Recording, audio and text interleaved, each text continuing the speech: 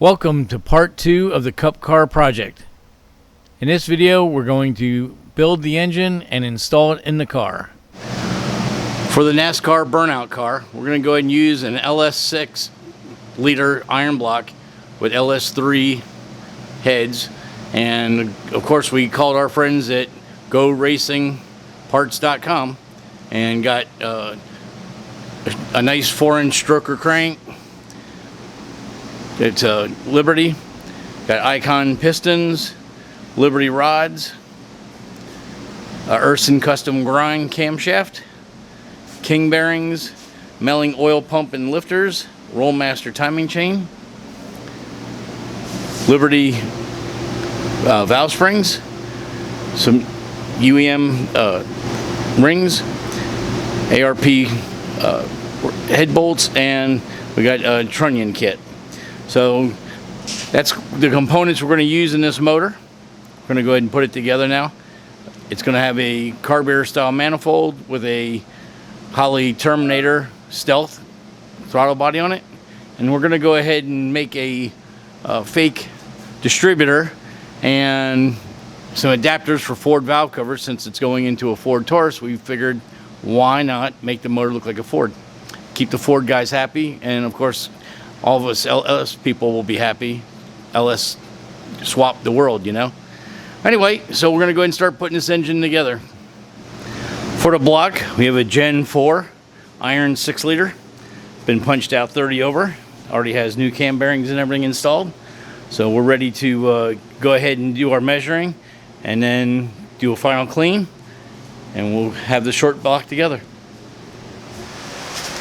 Alright, so on this particular engine build, we're going to go in a little bit more detail on how to do the blueprinting. If you look on the channel, there's quite a few engine assembly videos. Some of them I go over different parts, but I'm going to try to make a more in-depth video this time. So the first thing you want to do is get all your parts spread out on a clean table, working area, and you want to get all your paperwork. And what I do is I get a big Ziploc bag and I put all this stuff in the Ziploc bag. So like here's from Liberty Performance, there's specifications on torque specs and the rod bolt stretch for the rod bolts. Here's piston information, show you how to put the C-clips or the wrist pin retaining pins in, and piston orientation, and it gives you some information about piston to wall clearance. This is ring instructions, show you which way the rings go in, gives you some pointers on what your ring end gaps would be. This I printed off the internet, but it's the spring specs for the Liberty springs. ARP gives you information on the head bolts and torque specs and the torque sequence, and stuff like the oil pump information and stuff like that. So you get all that information, you go look at Google on the internet engine building sheets, and you can find some sheets. This is the one I like to use. This is from SA Books, and then you start putting in all the information from the instructions. So you got engine block style, pistons, rings, and there's places for clearances, which we'll check that in a minute. Crankshaft material, connecting rods, valve train components, camshaft. And with filling out this information, now we'll have some record of what we did when we assembled the engine, and we have record on what the clearances were and what the part numbers of the components we used. It's really helpful in repairing engines, repairing the engine down the road, doing a refresh or something like that. And with all the clearances, that's what the blueprinting of the motor is. When you hear an engine saying it was blueprinted, what they do is they go through with micrometers and measure all the clearances. So instead of using plastic gauge and stuff like that, where you're trying to get the oil clearances, you actually do it with math, and that gives you much better tolerances. Better tolerances, better engine assembly. So that's how we're going to go in. That's how I do all the engines, but I'm going to go ahead and just show you step by step in this video. Alright, so here's my Ziploc bag. I've got all my paperwork in here, and you see I've got the build sheet in here right now. So when we're doing all the original work, I use scrap paper and get all the information on there, and then with clean hands transfer it onto this, because this is going to be a permanent record. Now you want to go and get yourself some measuring devices. These are micrometers, and what you want to do is grab the micrometer that you want to measure, and in the kits they usually give you a measuring checker. So this is a 1 inch to 2 inch micrometer, and it's a 1 inch tester. So you open it up, stick it in, kind of roll it around to find the happy spot, and there's a clutch on your micrometer. You always use the clutch, and you just keep going back and forth trying to find the exact zero. And when you see it's all done, we're on true zero. If not, you take the micrometer apart and adjust it. Now we know that this micrometer is calibrated properly, so then we will measure our crankshaft journals. Now on a small block or a small block LS, we know the rod journals are going to be like a 2/100. So we do the same thing, get our 2 to 3 inch mic with our calibration tool, stick it in there, use the clutch. You just keep moving around until you find the best position, and there it's on zero. So now we know this micrometer is calibrated. And it's simple. You just go to your journal and check the journal diameter. Find a spot, kind of wiggle it around, use your clutch to tighten it up, pull it off, and you read your micrometer. And that is 2 inch, is a 2 to 3, and it's 1/1000 below 100ths. So it's 2 inch 0.99 is the journal diameter. So we mark that down on our pad, and later I'll show you how you check your bearing clearance.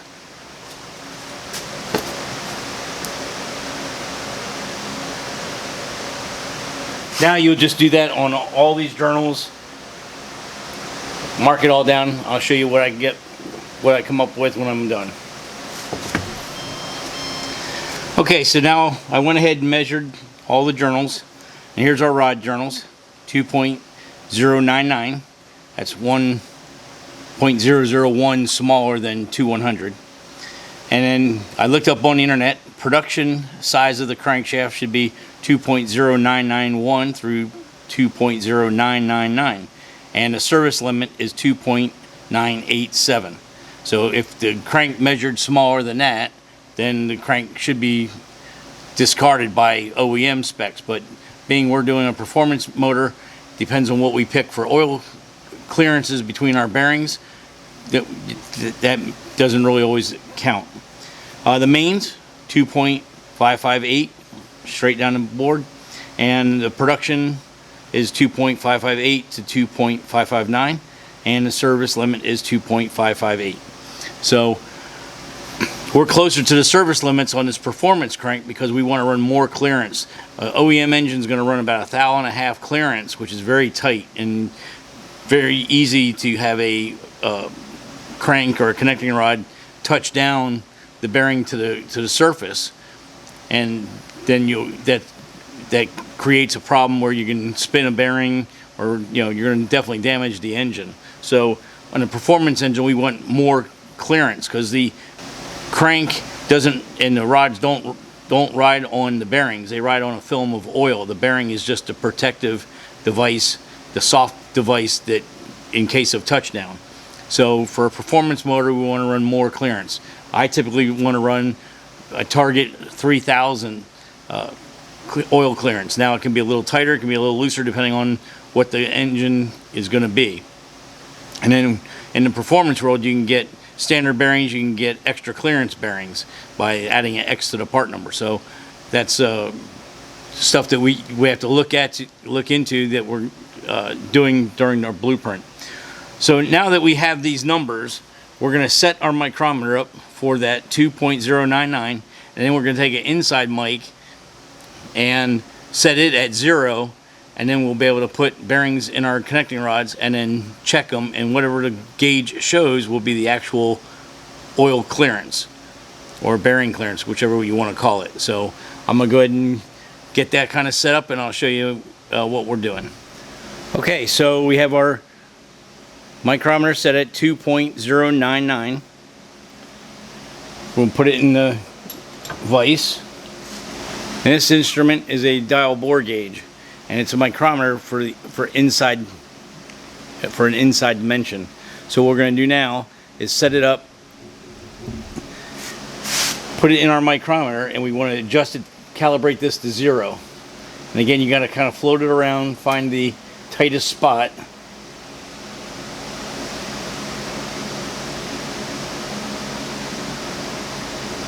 Check it a couple times. Okay, so now when this is reading 0, it's 2.099 exactly. So now we'll take our connecting rods, put our bearings in it, and then we'll measure the ID, and that'll tell us the clearance. So I'm going to do that now. So to get the rods apart, these are already torqued, so you have to loosen them up. If you're going to do a couple engine builds, you may want to pick up a little connecting rod vise like this. It makes it a lot easier. Otherwise, you have to use like soft jaws, and then you can clamp them in your vise. You don't want to do anything that's going to mar this surface on the end of the connecting rod. Mar this surface on the connecting rod. That's very critical that that is smooth and no high spots. And same goes to the other side. The side with the radius, that's the side that's going to go against the throw of the crank. The side without the radius, that goes against the other connecting rod, because on a V8 you got 2 rods on each journal. So go ahead and get these apart and get some bearings in them. A little tech tip: all your aftermarket connecting rods are going to have a dowel that holds the rod on, so even with these bolts loose, it's still tight. Nice thing about a connecting rod jaw or connecting rod vise is you can clamp on one side of the rod cap, wiggle the rod like that, and it pulls it apart. You can see the little dowels in there. So you won't be able to pull that apart by hand. So you have to do some type of manner like that. There's also tools that go inside and stretch to open it up, but you want to be able to do that. And when you go back together, you don't want to use the bolts to pull it together. You want to work it together like that until you get it tight, and then you can go ahead and finish it off with the bolt. But you don't want to drive it in without the dowels set, because what will happen is you could damage it. See, right now I can't hardly pull it apart, but that's how you do that. Another tech tip is you want to look at your bearings. I don't know if you can see that in the screen. You want to look at your bearings, and you'll see in the part number there's a LN and a UN. U is the upper half, N is the lower, that goes in the cap. I always like to check the part numbers and everything on the bearing sets when I get them, to make sure that they're all the same. You know, sometimes you get packages that have been tampered with and stuff, so I always like to make sure everything's all the same. So it's just another little tech tip. And this is the reason why they're marked upper and lower. We have a radius here to go around the radius of the crankshaft, and you see how the bearing is tight on this side. So if you put the lower in the top, that bearing would actually stick over the radius, and that would be a problem. It would hit the radius on the crankshaft and you'd have a stuck bearing. So that's another way of checking to make sure you did it right, because you'll see that the bearing is back off of the radius. So I went ahead and put the wrist pin into the connecting rod in the vise. Now I'll take our dial bore gauge,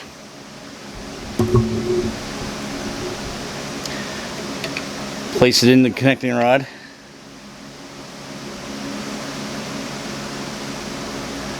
We find this smallest reading. Here's our 0.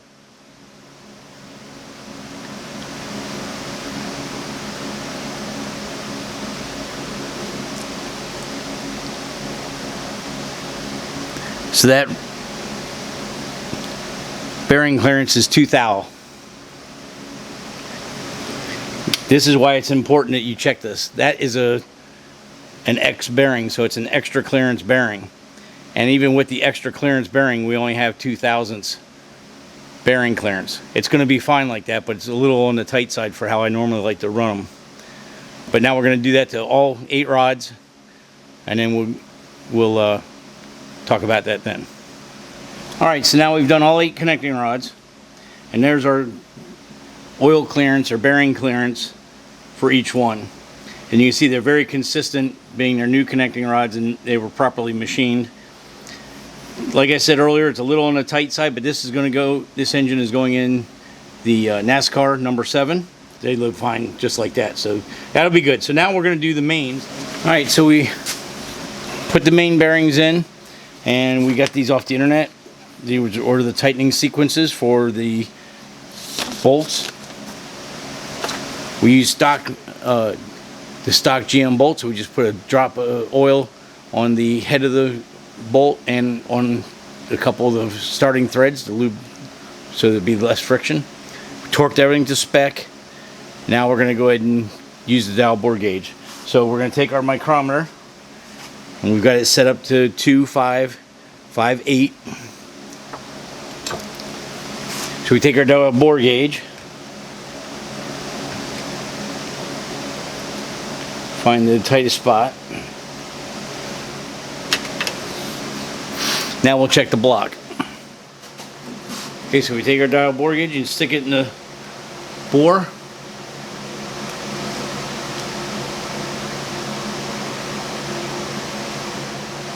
That's spot on 3. Go to the next one. And it's 3 also. And we just keep working our way back to the back of the motor. Alright, we better start marking this down. So the first one was 003. Next one was 0029. The center. With the thrust is 0031.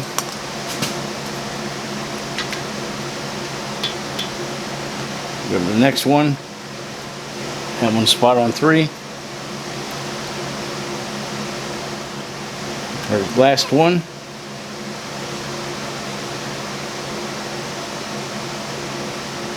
And that's spot on 3.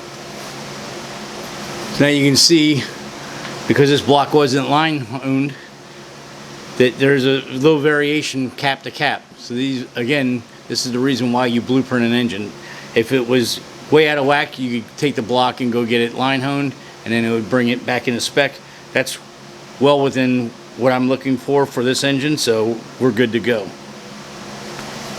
Okay, so now we're moving on to the piston to cylinder wall clearance. So we go back to our instructions. This is the reason why it's so important to have instructions, and that's the icon instructions on the back. They have piston to wall clearances and suggestions for the way the engine is going to be used.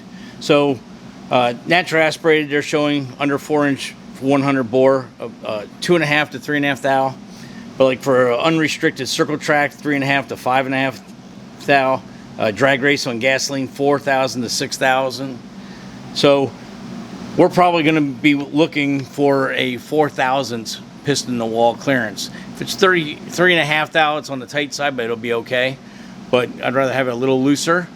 These are high silicone 4032 alloy, so they're gonna grow a bit.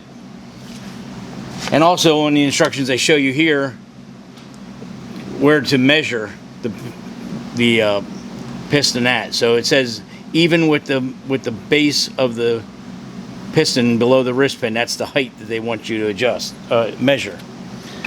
So we take our 4-inch, which I've already zeroed out the meter, and we go even with it.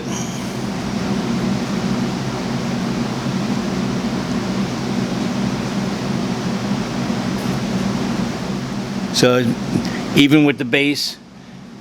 And the reason they want there's a specific spot is because as the piston gets higher, it gets smaller. So you want at the largest position. So that piston measures 4028. So now we'll go through all the pistons, measure all the pistons, put this back in our vise, take our dial bore gauge,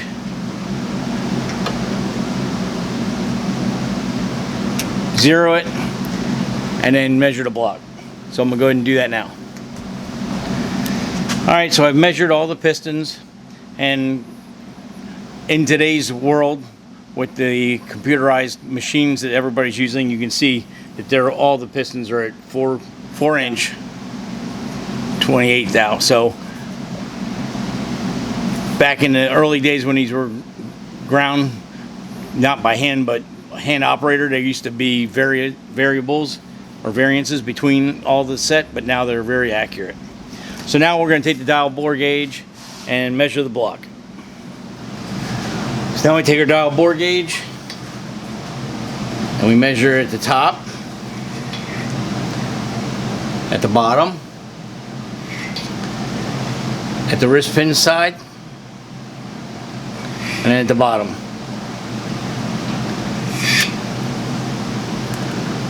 Now this is the reason why we do all this blueprinting on an engine assembly. Now you can see on the block that I've written, these are our top and bottom numbers going this way, and these are our wrist pin side going this way, top, bottom. And you can see the numbers are all over the place. Now this block was supposedly machined up in Jacksonville by a reputable machine shop,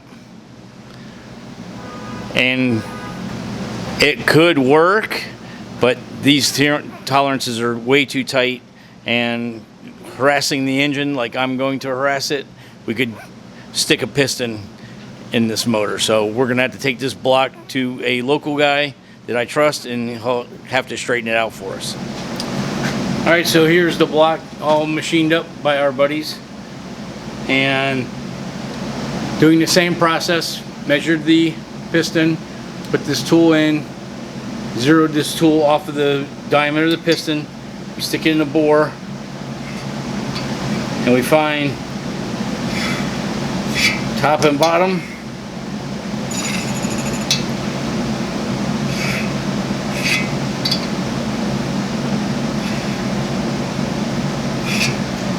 spot on 5,000 piston to wall now. So now this block is ready to be assembled, finally. Alright, so the block has been hot tanked, and so it's ready for final assembly. We wiped down these main bearings with a little bit of lacquer thinner, got them all cleaned up, and now we'll go ahead and put some Cleveite bearing guard on each one. We'll drop the crank in, put the caps in, torque them to spec, and then we'll keep moving on from there. So let's get that done. Alright, so we have our crank in. We spun it over, everything is free and good. Now this is how you check your crankshaft end play. So pull the crank back, set our zero, and then you pry the crank forward. Then we have 5,000ths. That's how you check your crank end play. That's important because if you don't have enough end play, or if you have too much end play, the crank thrust will beat the thrust bearings out of the engine. Too tight, it wears out very fast. Too loose, and it hammers the bearing and flatten it out and keep continuing making more and more end play. And eventually, it's very possible that your crank sprocket will not be lined up with the sensor anymore, or there's other complications too, but that's the main thing. So with that, we get that done now. And like I always like to do is let the crank free turn by itself, showing that there's no high spots or low spots. Everything, it's nice and smooth. So bottom end is good. I'll go ahead and paint my bolts to indicate that it's been torqued. Flip the block over and we'll start working on pistons and rings. So let's do that. Alright, so I wanted to stop here Just want to show you a couple things on a full floating piston. There's a couple different retainers. You have like a regular snap ring, you have spiral locks, and you have wire locks. Now, depending on which type of lock you have to make sure all the components are right. So on this wrist pin, because this is a wrist pin is made for a wire lock, you can see it's got a small angle on there. So what it does is when it goes in, that one's already got the lock in. You can see that the wrist pin is pushing against the ID of the wire lock, so that way the wire lock is expanding and digging into the piston, so it keeps it from popping out. So you just have to make sure that you have the right stuff. You wouldn't want a flat wrist pin with a sharp point on the corner, because then it would be pushing in the middle of the wrist of the clip, and it could push the clip out. So when you do a spiral lock, you have to make sure you have the right edge out, and usually they're double stacked. Some are single stacked depending on what the piston manufacturer has. And you've got a snap ring that has the two holes indented. On those, there's always a sharp side and a rounded side. The sharp side always goes towards the direction of load, so you would have the sharp side on the out, so when the wrist pin hits it, the sharp is digging into the piston. So what I always do on these, put a little assembly lube.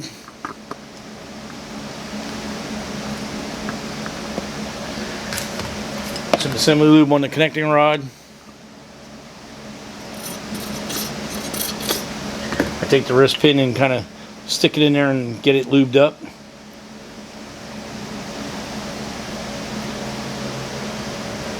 You have to make sure, because on a V8 the rods go side by side for two different cylinders. So the one where the bearing is closest to the edge, that's the side that goes against the opposing connecting rod, and the one with the bevel is for the radius and the crankshaft, so that goes against the throw. So you have to make sure when you put the rod in the piston, you put it in the right direction. So put the wrist pin in.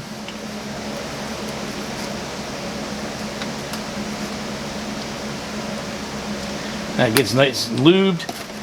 Now, to get these wire locks in, you don't want to take a pair of pliers and collapse them or anything like that, because it'll lose its tension. So what I do is I stick it on the bench. I set the clip in.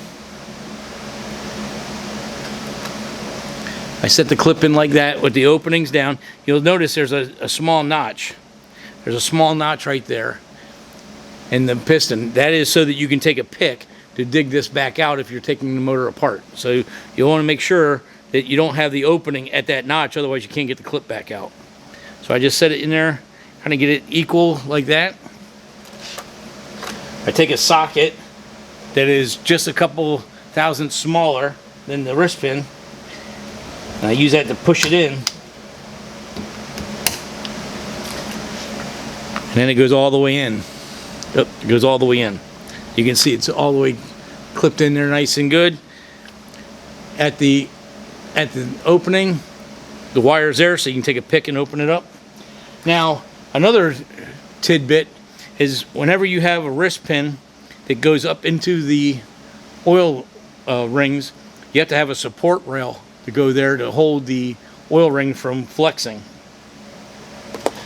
And the oil support ring is just a piece of steel, and it does have, I don't know if you can see that, but there's a little dimple right here. It sticks out right there, and that is where that goes over the hole so that it doesn't rotate. So you just put it on just like a ring. Try not to have this edge dig into the piston when it goes on, because it can leave a burr.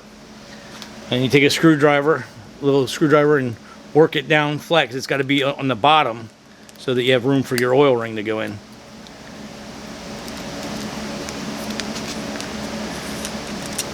And then what you want to do is right here is our little dimple. You want to make sure the dimple is in between that window so you know that it's in there, because if the dimple is on top of the piston over here. It's going to raise up and it'll pinch your oil ring. So when you're putting rings together, you want them opposing each other. So there's a seam here on the ring or rail support. So we want to put the oil ring, which also has an opening. We want to put that 180 away from that.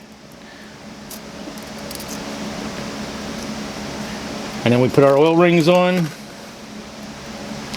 I like to put them on at 1 o'clock and 3 o'clock. Or I guess that's 2:30 and 1:30.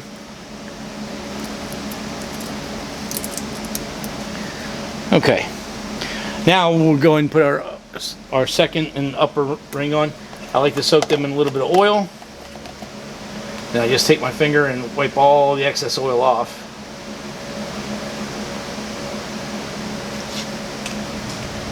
And then you go by your information from your ring manufacturer. This one actually has top on it, so that's for the second ring. Now again, we want to put the rings opposite each other. So our top oil scraper rail is right there. So we're going to put the seam for the second ring almost 180 away from it, because we want. I always put these right in line with the cylinder bore.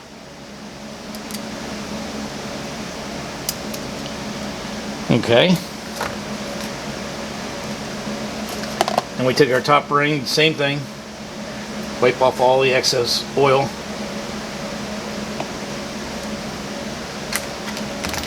Now with the second ring seam here, we're going to turn it around and we're going to put the seam 180 away.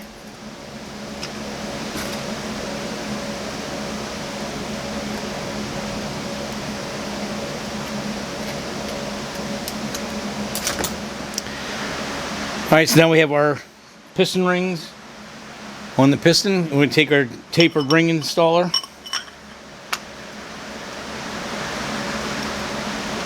Get it squared up. These make pistons a lot easier to stick in. You can use a regular ring compressor clamp style. The problem with those are when you're pushing on them, especially with the real thin rings, sometimes they pop out without going into the cylinder wall, where this collapses everything to match the same diameter as the cylinder. It just goes in a lot easier. So on our engine, we clean the cylinder wall with lacquer thinner and a white rag, hopefully as lint free as possible, and get all the fine machining particles out of the cylinders, the bore. Even though the motor's been washed, it still gets stuff in there. And then I put a coating of oil in, same as the oil that I've used to coat the rings, and that is Joe Gibbs driven BR, break-in oil. The reason I like the break-in oil, there's special properties built into the oil to help aid in ring seal. So I use that to assemble the engine whenever I need oil on the cylinder walls, on the piston rings, and then I use it in the engine when I actually fire it up. And then I'll leave it in there for the first 500 miles, then I'll put a conventional or synthetic oil depending on what we're going to do. But by then the rings are usually all done. So now that we've already oiled that cylinder up, it's actually the last piston for this assembly. So now we'll take a bearing guard.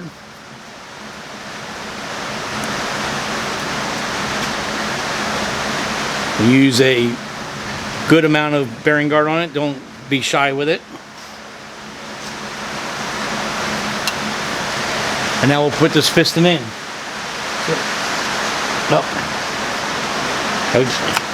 Put this little rod in there, and that way it sits on the crankshaft and keeps everything lined up. So you have it sitting like that. All you have to do is like that, and the piston's in the hole.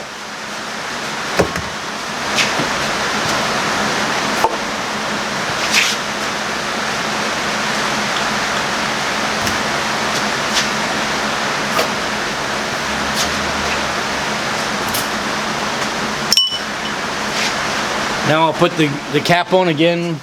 We'll use a large amount of bearing lube. Spread it on there and make a nice thick coating. No dry spots on the bearing.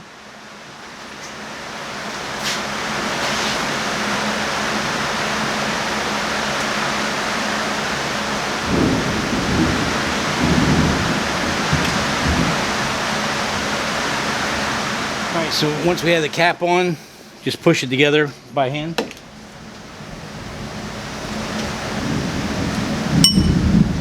We're using ARP bolts, so you have to put ARP lube on it. A little on the threads, and some on the under the shoulder where it's going to actually make contact.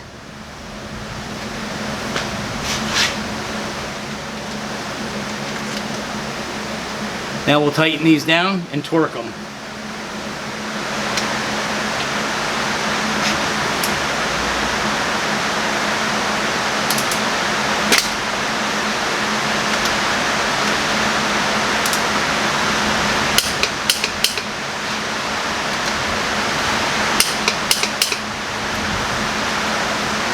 And after I put each piston in, I always spin the motor over. And this is just to make sure that it's got the same friction on every one that we put in. That way there's no rings that are hung up, no issues. All right, it feels good. So now we'll paint mark all of our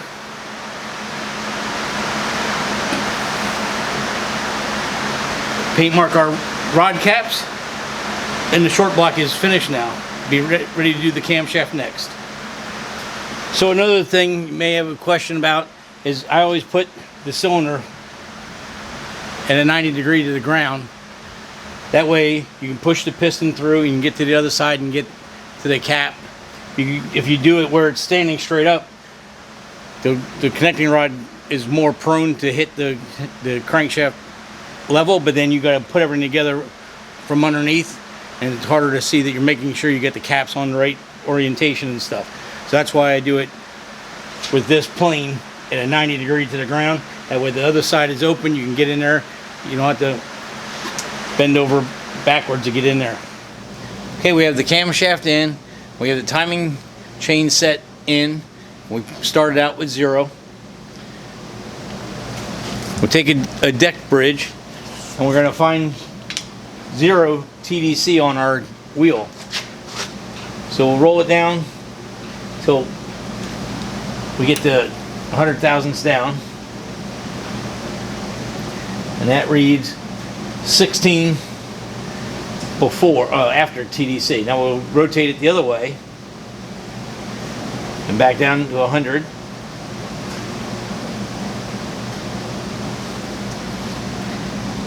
And we're at 16 before TDC, so our wheel is correct. Now, if it wasn't, you could make a correction here, but you want to make it so when you get true TDC on your degree wheel.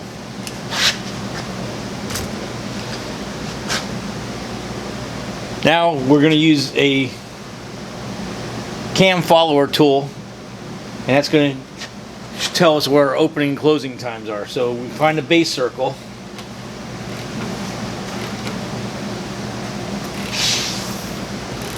get over the lobe. Alright, now we're on the base. See, the needle doesn't move anymore. So we make that our 0. Alright, so hopefully you can see that better.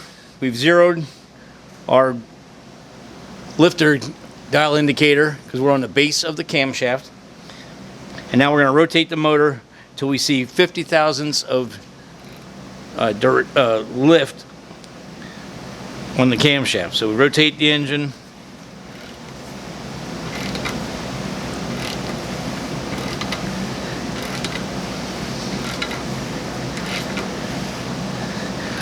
there we're starting to run up the lobe of the cam till we hit 50 thousandths, and we're at 11 degrees before TDC. Now we're going to go over the nose of the cam to the other side.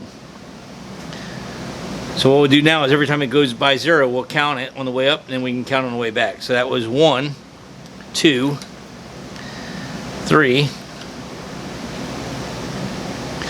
There's the tip of the camshaft. Now we'll go the other way around.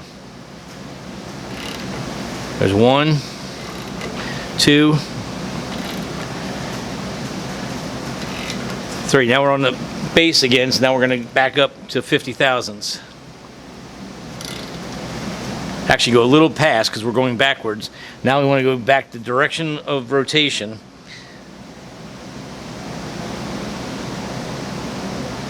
Okay, and stop dead on 50. And we're at 48 degrees after bottom dead center. So now we can take those numbers and figure out the center line of the camshaft. All right, so our readings, we had 11 degrees before top dead center. We're going to add that to the 48 degrees after bottom dead center. And that will come out to 59. We're going to add 180 degrees of rotation,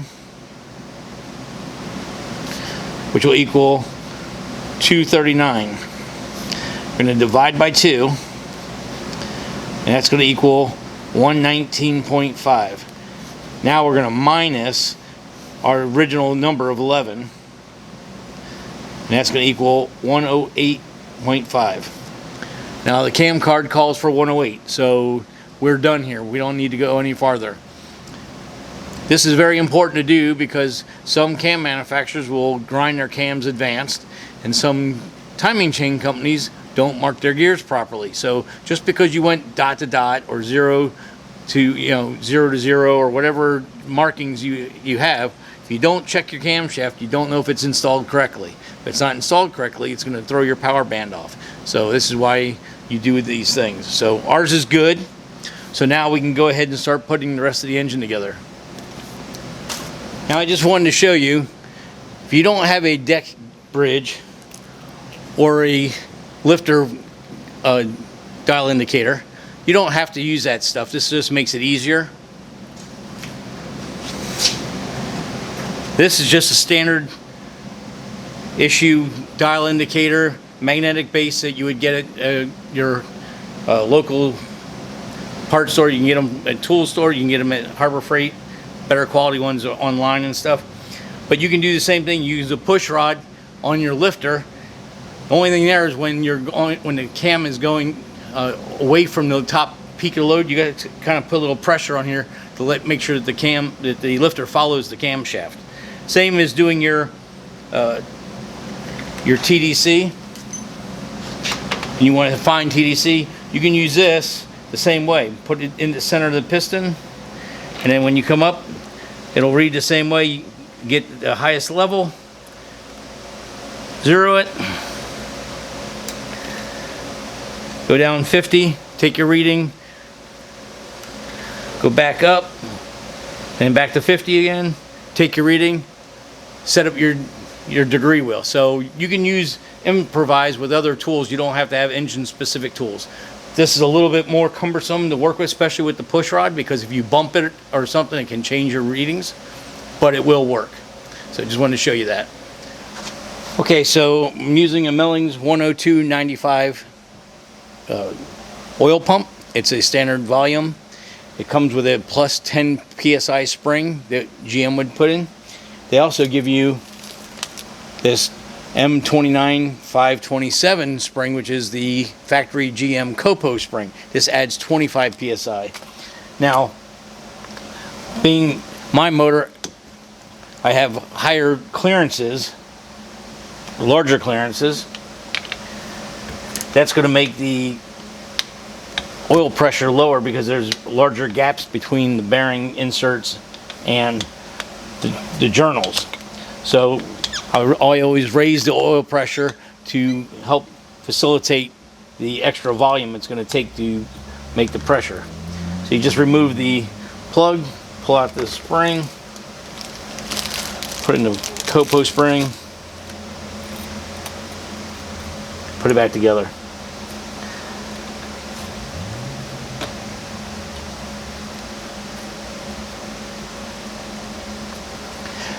Now you have to decide which one you'd want to run. I'm not saying this is the right spring for every application, but for my application it definitely is. I always go by the rule of thumb, you want 10 pounds of oil pressure for every 1,000 RPM. So if this motor revs to 7,000 RPM, it needs to have 70 pounds of oil pressure. So that's why I run the higher spring, so that with the clearances in the motor, we can reach 70. When the engine's cold, it'll probably be 80 or 90 PSI.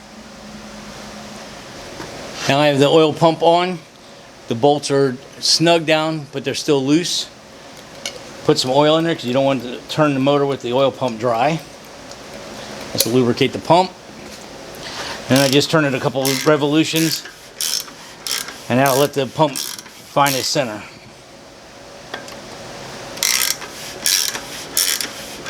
And that's it. Lock it down. Alright, so now we're going to put our timing cover on.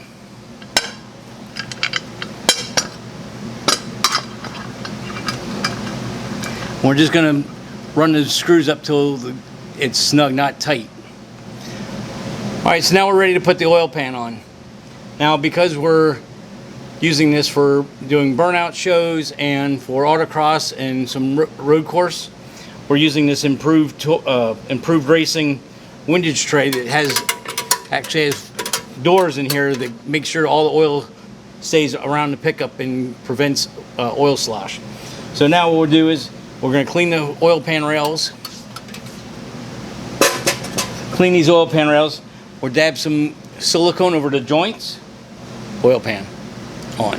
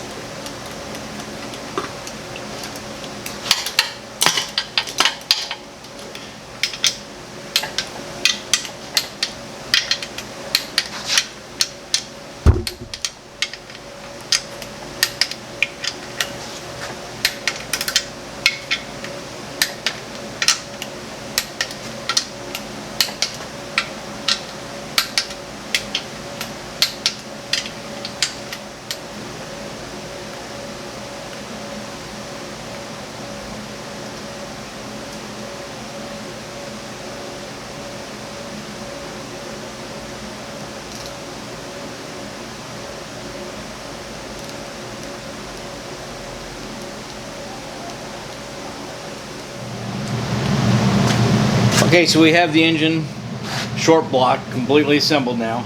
Last thing is to put the harmonic balancer on. Now, to make your life easy, as I've ran into this from time to time, sometimes the crank snout or the balancer doesn't have the right crush on it or the press fit, and you go crazy trying to make it work. So first thing you want to do is take your micrometer and measure the crank snout.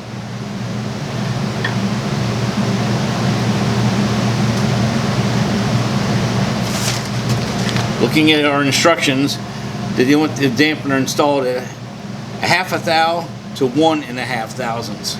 So now we'll take a dowel bore gauge and measure our balancer. We'll measure our balancer in here to see if it's the right size.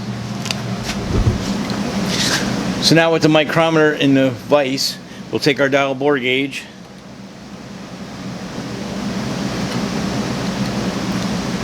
and we'll zero it.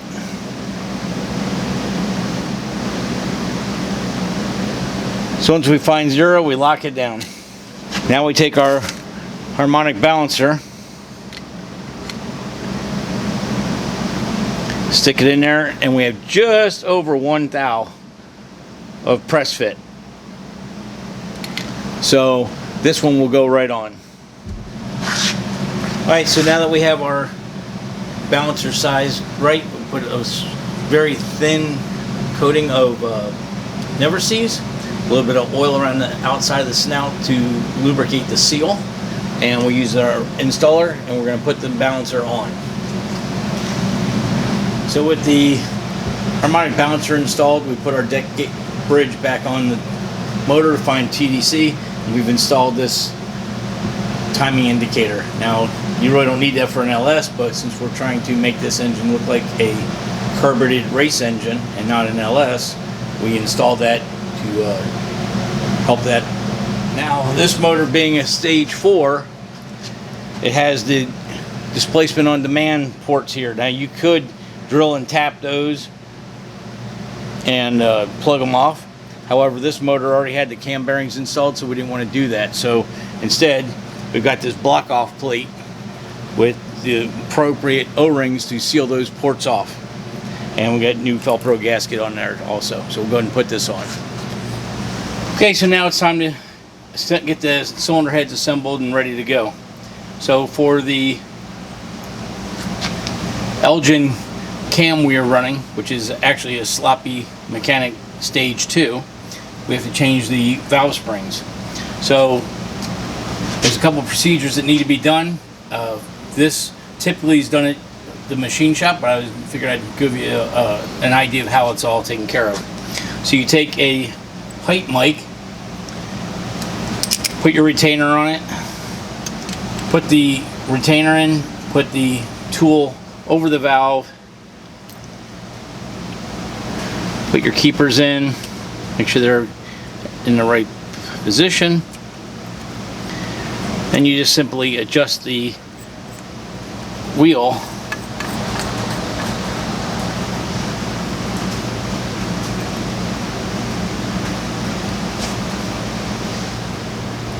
so you can see on the side of the tool there's hash marks on there. So you read those hash marks and it gives you the installed height where the spring would normally seat. Okay, so the height mic shows 1 inch 935. We have to subtract 0.150 because the retainer is inside the top of it. So that says our installed height is 1 inch 785. Now you would do this for every cylinder, every valve in each cylinder, getting a reading. Once you get all your readings, then we go to the spring tester and see where we are for pressures.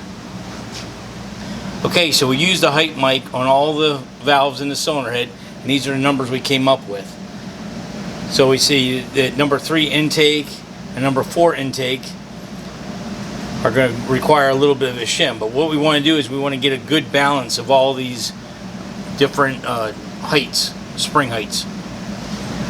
So then what we do is we set our vernier caliper to 1,785, put our spring in the spring tester, then we pull that spring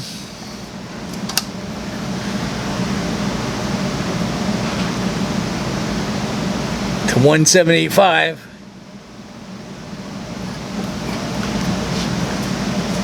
and there it shows 130 pounds at inch 785, which is exactly what this camshaft calls for. Then what we want to do is we want to check the open spring pressure. So we subtract the 595 or 600, we'll just round it up to the installed height, so it's going to be 1185.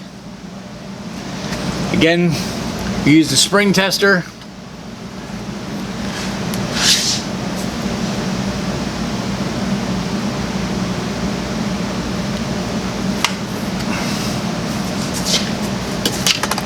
And there it shows 320, just a tick over 320. Now what we'll do is check all the springs, make sure they're all the same. Once they are verified, we can use these shims to correct. These are 15,000 shims. I have 30s and 60s also from comp cams. So we'll put a 15,000 shim in those two, and then everything will be good, and we'll go ahead and assemble the heads and get them ready to put on the engine. Okay, so now we have the heads installed, ARP head bolts, and torqued this back. You can see we got, of course, our white dots that signify that they've been torqued properly. Now it's time to do the rocker arms.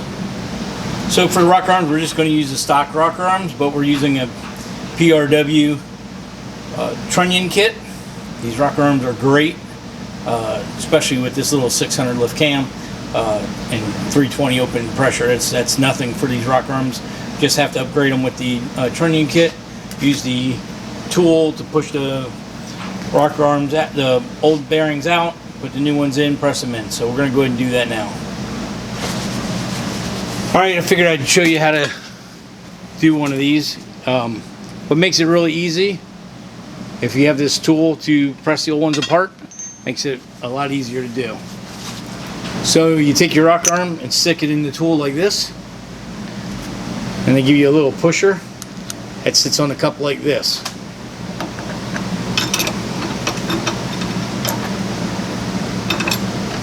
Put it in the vise, make sure it's all centered up, and you just tighten up the vise. Now that has gotten this all apart.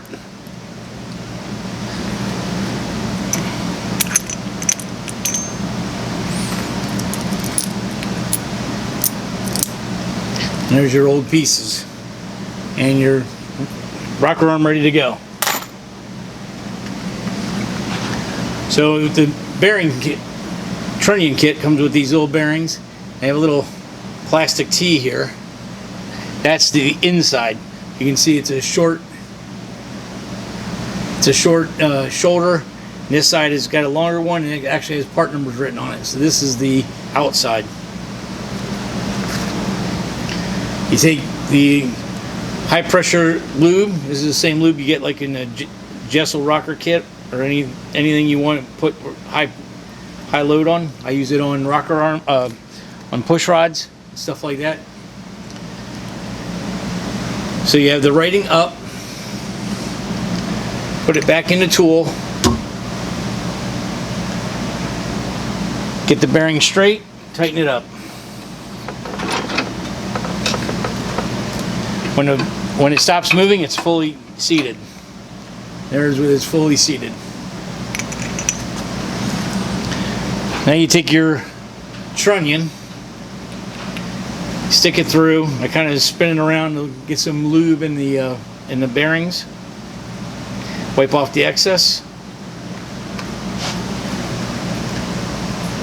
Take your other bearing, hold the little top hat out,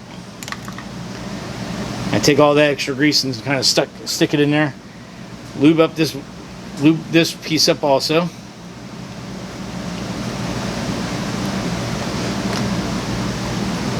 Now, if you've ever done U-joints, you know how you have to rock the crossbar back and forth to get the bearings to be seated. So I do the same thing. I push this out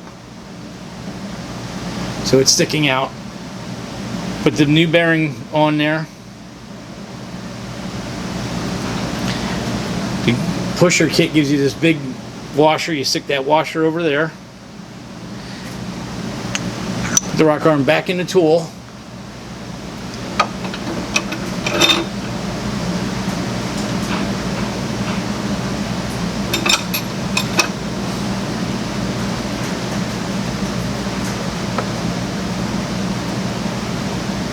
Put it back in the vise, tighten it up.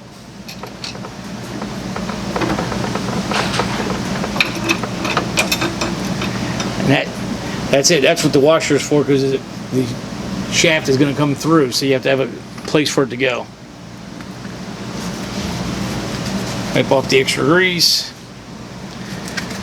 and put a snap ring on it. Whenever you have a snap ring like this, you always feel the edges. One edge will be round, one edge will be sharp. The sharp always goes against the load. And so the load is going out.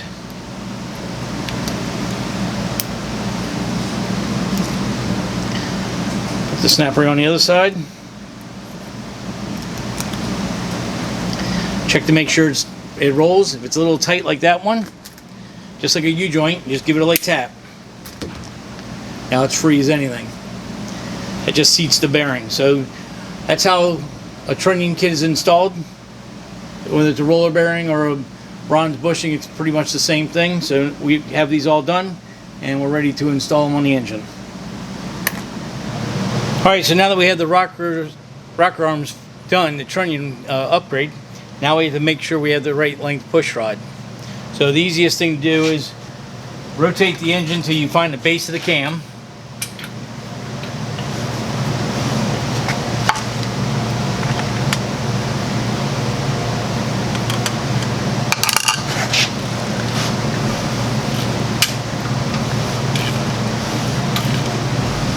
There's the lift.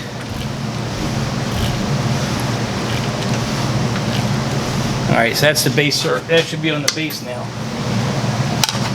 Now that we're at the base,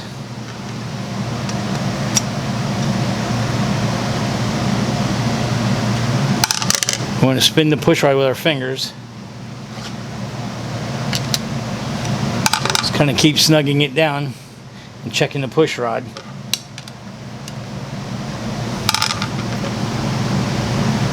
Almost stopped there, but we have the bolt is bottomed out, so that means this push rod, the factory one, is too short. The base circle of this cam is smaller than the original base circle. They do that to gain lift. So now what we have to do is use a longer push rod or an adjustable one to figure out what the right length is and then order them. Alright, so here's the stock push rod. We put it in the caliper. It measures 7,390. It's really close to 7,400. So we take our adjustable push rod and we set that one at 7,450. So now we'll try that. Now this isn't something you could use in the engine, but it's just something for testing.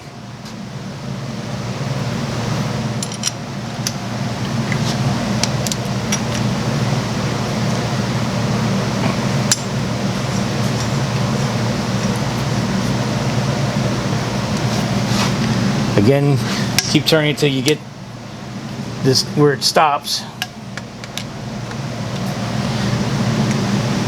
It basically shows 0 lash.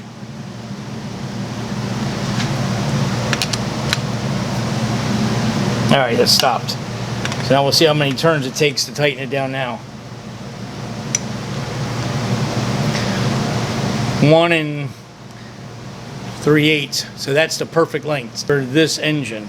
Every engine, deck height, block, the cylinder heads have been cut, the deck has been cut on the block, the valve train install heights of the valve stem, all that stuff affects this measurement. So you have to check this yourself on your motor in your combination. So just remember, turn the push rod till you get 0 spinning, so 0 lash, and then tighten the bolt down. And you want it to tighten between 1 to 2 turns till it gets full lock. So that's the correct length push rod to have the correct amount of preload on the lifter. Now with the engine fully assembled, I installed billet adapters to install Ford valve covers on the LS cylinder heads. I took an MSD billet distributor part, machined the base, fabricated a bracket to bolt to the valley tray, and welded the distributor base to it. Then I took a distributor cap and drilled out the brass terminals so plug wires could pass through the cap and distributor base and go behind the water pump to the coils. Now let's get the engine in the car. Okay, so now we have the engine in the car and all wired up. I built a custom Holley harness, so there's no extra wiring laying around or anything. And watching the video you saw, I made my own fake distributor with the plug wires coming out of the cap. Notice I have the Ford firing order and the coil mounted. That way it looks like a Ford race car, in a Ford engine and a Ford race car. We got all the cooling hoses assembled, new spa fan, MSD wires, MSD coils, Holley alternator, Holley Terminator X Stealth injection throttle body. We got our Wilwood master cylinders, all new brake lines, calipers all redone. All right, from underneath, see we got our SFI balancer. You can kind of see the plug wires coming around the sides of the engine, and there's the coils mounted on the side of the engine block.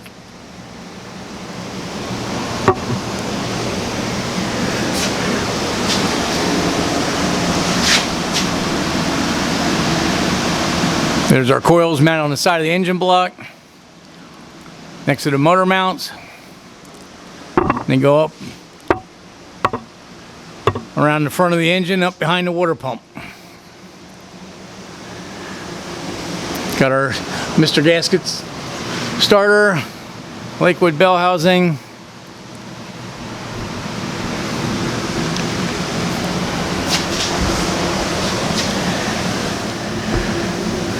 Okay, so that's it for part 2. The engine is assembled, installed in the car.